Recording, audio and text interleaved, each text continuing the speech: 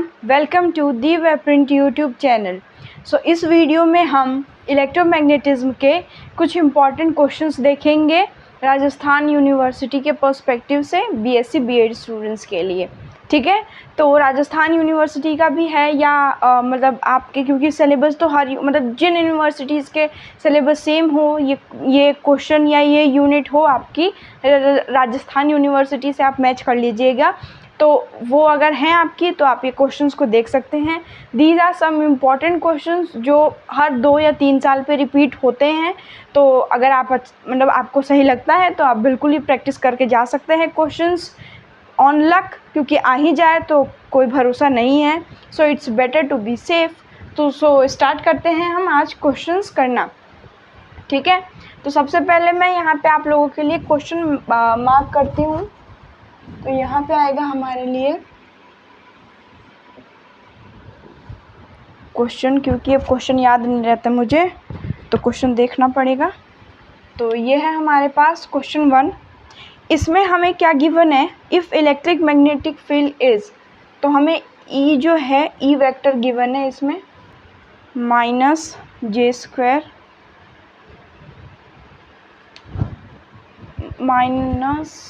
-j 2x² yz, फिर ये है हमारे पास प्लस k कैप, क्योंकि i cap j cap k cap vector है तो इनके कैप लगेंगे 2yz⁴। ठीक है, तो ये हमारे पास क्वेश्चन हो गया हमारा।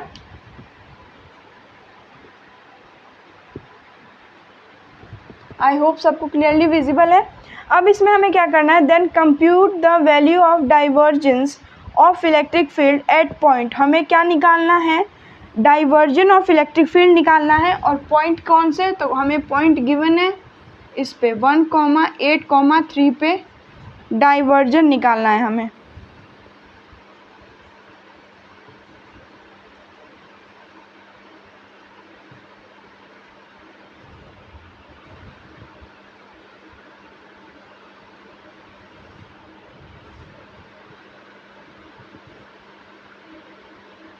इलेक्ट्रिक फील्ड का।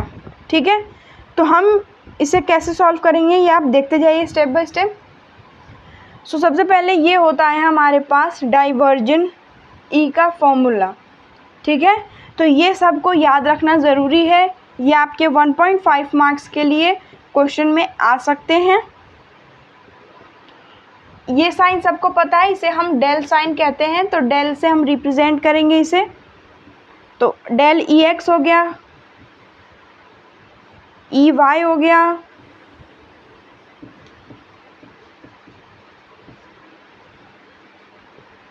ई जेड हो गया। ओके, फिर हम यहाँ पे हमारा जो ई वेक्टर है उसे आप मेंशन करेंगे। तो हमें क्या मिला है, आई cap x³ j 2x² yz।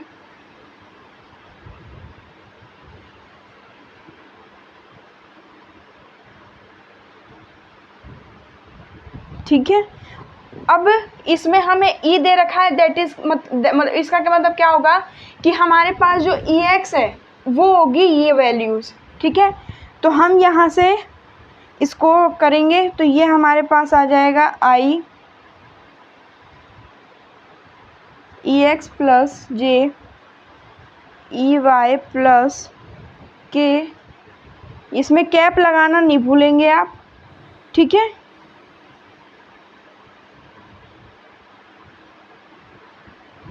तो ये हमारे पास हो गया E x E y E z. तो मतलब हमारे पास ई एक्स क्या है, x³, यहाँ पे क्या है zx² मतलब 2x², और यहाँ पे क्या है हमारे पास 2, मतलब यहाँ पे हमारे पास जो भी वैल्यू है वो यहाँ आएगी। ठीक है, तो हम यहाँ पे मेंशन करेंगे। अब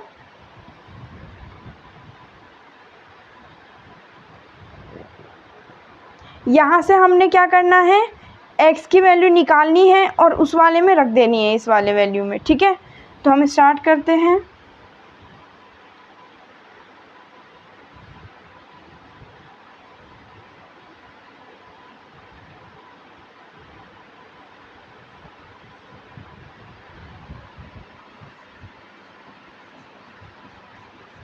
यहाँ मैंने डाइवर्जन ही मेंशन कर दिया। यहाँ पे ये EX यहाँ की है तो ये आ जाएगा, ठीक है। फिर ये माइनस है तो यहाँ माइनस लगाएंगे हम।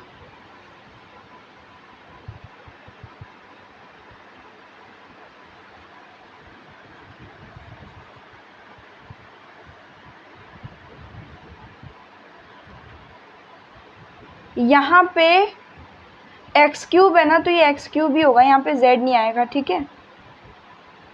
तो ये एक्स क्यूब है, ये हो गया। और यहाँ पे हमारे पास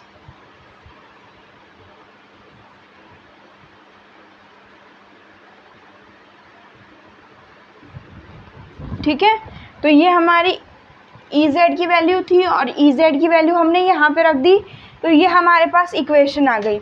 अब ये इक्वेशन आई तो इसका हमारे पास सॉल्यूशन क्या होगा, ये आ जाएगा हमारे पास एक्स क्यूब, ठीक है, minus 2x² z plus 8y z cube.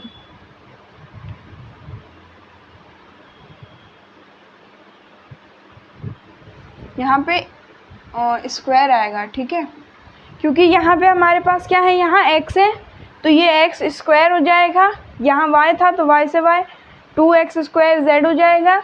And similarly ये हमारे पास y z, क्योंकि z ये हो जाएगा तो यहाँ पे हमारे पास 2 बचेगा, यहाँ तो 2 है ये, तो ये हो जाएगा हमारे पास 2। ओके, अब इसमें हमें क्या है, इसमें हमें इस पॉइंट पे निकालना है, तो इस पॉइंट पे हम लोग निकाल लेंगे। तो यहाँ पे वैल्यू रख देंगे यहाँ पे, तो 1 का 1 हो जाएगा। ये x हमारे पास 1 है तो 1 ही रहेगा, और z 3 है तो 3 2 6 हो जाएगा। 2 इंटू वाई 8 8 1 8 16 16 इंटू z की पावर क्यूब है हमारे पास,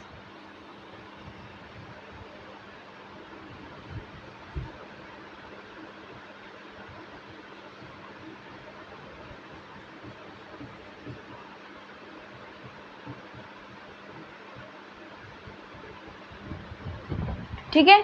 तो इसके बाद आप कैलकुलेट करोगे और इसका आंसर जो आएगा ये हमारा फाइनल आंसर होगा।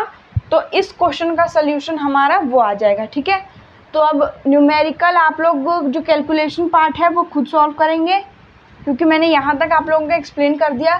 तो आप हो सके तो आप लोग स्क्रीनशॉट ले लीजिए, ठीक है, क्योंकि इसके बाद हम लोग नेक्स्ट क्वेश्चन की ओर बढ़ेंगे। कर लिया होगा आपने, क्योंकि टाइम आप लोगों के पास भी लिमिटेड ही है, तो आप लोग चाहे तो इसको 2x पे देख लेना जल्दी जल्दी, ठीक है, क्योंकि हमें भी पता है कि मतलब मुझे भी पता है कि सल्यूशन से मतलब है, तो सल्यूशन आप लोग फटाफट से देख लेंगे 2x पे।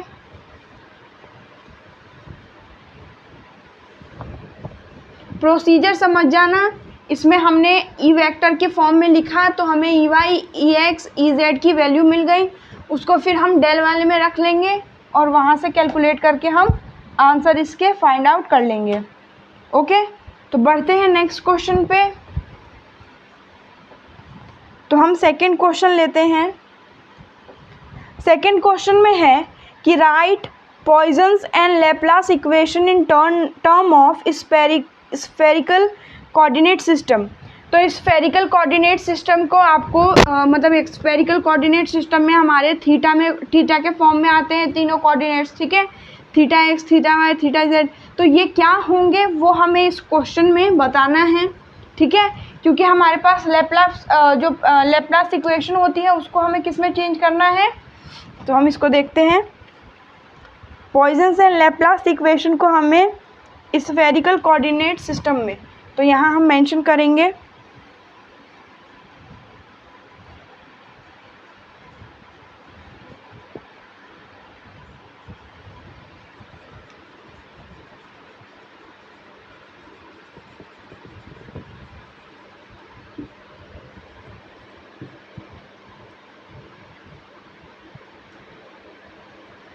स्फेरिकल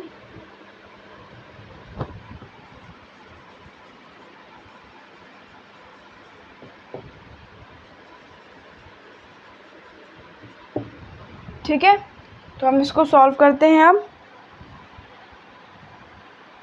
अब आपको पता होना चाहिए पॉइजन इक्वेशन क्या है। तो हम सबसे पहले लिखेंगे poison equation.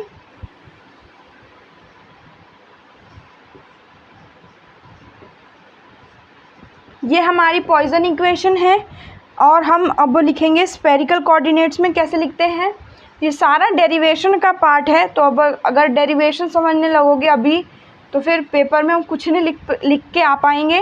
So it's better कि अगर हम एक बार इसको पढ़ लें, ठीक है, पेपर में आ गया तो हम एटलीस्ट समझ तो जाएंगे ना कि हाँ ये पॉइजन इक्वेशन है, तो इसको स्फेरिकल में ऐसे लिखते हैं। तो समझाने का प्रोसेस तो मैं कर दूँगी, बट ये बात है कि पेपर में हमें याद रहे और हम वहाँ पे लिख के आएँ, तो नंबर उस चीज़ के हैं, ठीक है। सो यहाँ पे आ गया हमारे पास spherical coordinate.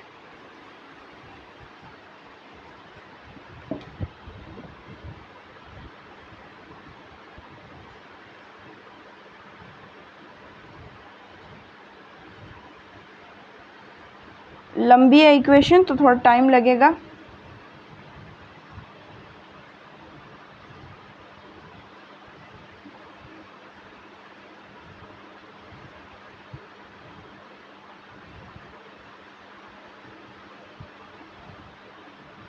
Are square sine theta del upon del theta sine theta del phi del theta plus, यहाँ नीचे लिख देती हूँ मैं, 1/r² sine square theta d square phi upon d phi square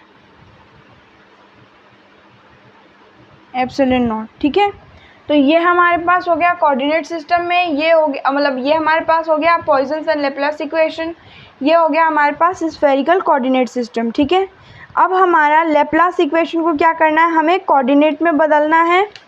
तो हम यहाँ क्या करेंगे, हमारे पास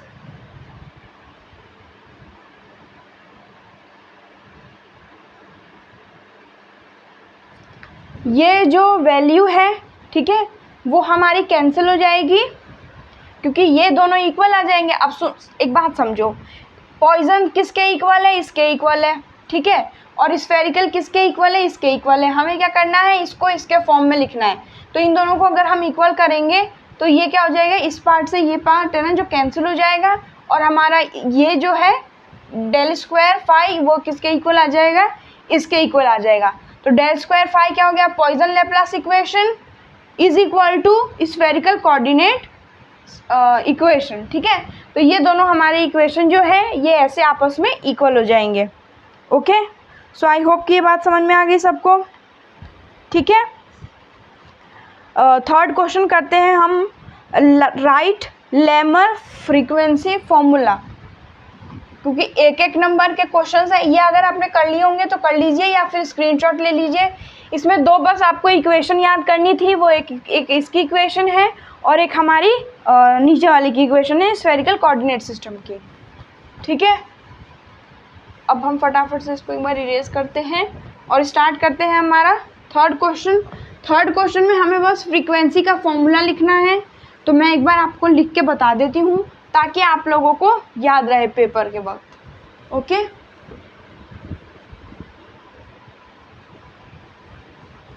क्योंकि कॉलेज में पढ़ाई सभी मतलब मैंने भी एंड टाइम पे ही करी थी, सब एंड टाइम पे ही करते हैं, बट हाँ टेंशन लेने की ज़रूरत नहीं है। आप लोग अच्छा स्कोर कर लोगे, 60 अबव तो आ ही जाएंगे सबके, ठीक है।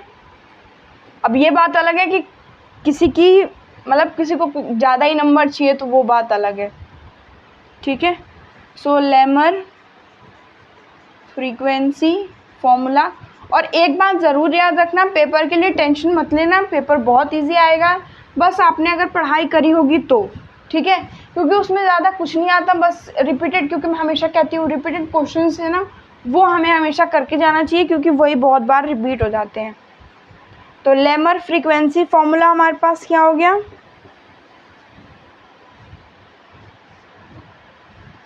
ये पॉसिबिलिटी हो सकती है कि हमारे पास ईएमटी में मतलब क्वेश्चन उतने रिपीट नहीं होते, क्योंकि थोड़ा चैप्टर ये बहुत वो हो जाता है, टॉपिक ही ऐसा ही है।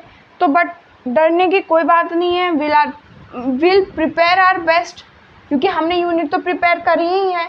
और ये मैं शॉर्ट क्विज मतलब जो कुछ शॉर्ट क्वेश्चन है इसलिए करवा रही हूँ कि मान लीजिए अगर ये जो मतलब क्वेश्चन है वो यूनिट 4 से हुआ, किसी ने 4 नहीं प्रिपेयर किया हो, तो कम से कम क्वेश्चन आ जाए तो आप कर सकें इजीली, ठीक है। सो ये हो गया हमारे पास। अब हमारे पास 4th क्वेश्चन में हम लोग देख ही लेते हैं, ठीक है। 4th क्वेश्चन में है हमारे पास, right Maxwell equations for dielectric medium in term of integral form. तो मैक्सवेल की 4 इक्वेशन है, ये सबको पता है। अब उन चारों इक्वेशन को किस में लिखना है, आपको इंटीग्रल फॉर्म में लिखना है। तो मैं लिख रही हूँ यहाँ पे बोर्ड पे मेंशन कर रही हूँ, आप लोग नोटबुक में मेंशन कर लीजिए। इस टाइप के क्वेश्चंस पूछे जाते हैं, ठीक है, पेपर में, तो आप लोग मेंशन कर लेंगे, क्योंकि फॉर्मूले क्यों ये सब कॉमन है। मैक्सवेल की इक्वेशन हमने 10th में भी पढ़ी थी, ठीक है, 12th में भी पढ़ी हमने। तो ये सारे जो क्वेश्चंस हैं वो इजी होते हैं, तो आप लोग अच्छे से याद भी कर पाओगे इसको जल्दी, और आपको स्कोर भी आ जाएंगे। सो ये हो जाएगा हमारे पास whole integral of electric field dot dA equal to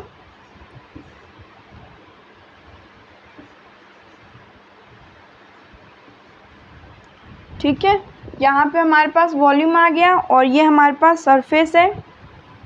question मतलब 4 ही कर रहे हैं हम, ये सेकेंड इक्वेशन है हमारी।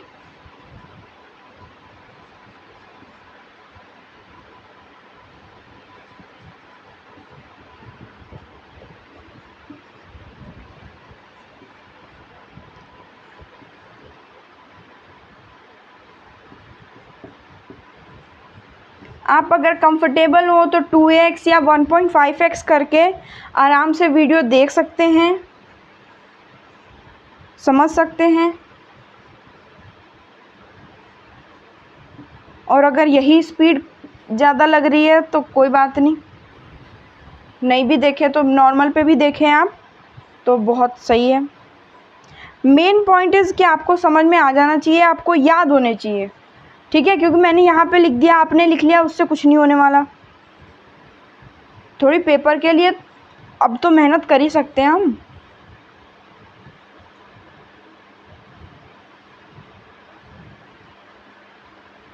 और सेकेंड ईयर में ट्राई करेंगे सब कि अच्छे से पढ़ें, लास्ट मोमेंट की पढ़ाई की ज़रूरत हमें ना पड़े। सेकेंड ईयर के भी वीडियोस मैं अपलोड करूँगी मेरे चैनल पे, ठीक है। आपके क्वेश्चन से रिलेटेड हुए, डाउट से हुए, बुक्स से हुए, नोट्स से हुए, तो इन सब से रिलेटेड आपको कोई भी डाउट हो तो you can contact me, I definitely provide you solutions. So उन सबको छोड़ के हम वापस आते हैं हमारे टॉपिक पे। तो ये हमारे पास 4 इक्वेशन हो गई मैक्सवेल की, ठीक है, जिन्हें आपको अच्छे से याद कर लेना है, समझ लेना है। ये सारी किस्में हैं, ये इंटीग्रल फॉर्म में है, ये ध्यान रखेंगे, ठीक है। अगर आपको गिवन हो कि मैक्सवेल की इक्वेशन इंटीग्रल में देनी है तब तो आप ये लिखेंगे, इंटीग्रल में नहीं तो आप नॉर्मल फार्मूला जो है मैक्सवेल के चारों इक्वेशंस का वो दे सकते हैं, ठीक है। सो आज की वीडियो में बस इतना ही। Thank you so much for today. मिलते हैं नेक्स्ट वीडियो में नेक्स्ट क्वेश्चंस के साथ।